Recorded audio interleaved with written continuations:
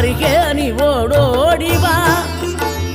மூவிரண்டு முகம் ஜொலிக்க 2 கரங்களுடன் ஆதரவு தரவோடிவா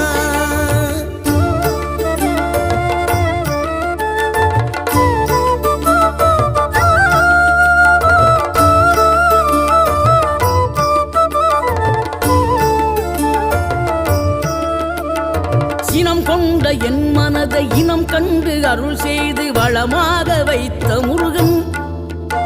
நீ பசு தேடும் கன்றனவே பசியோடு வந்த என்னை பறிவோடு காத்த குமரன் படியேறி கால் நடக்க காவடிகள் தோல் சுமக்க துணையனவே வந்த முருகன்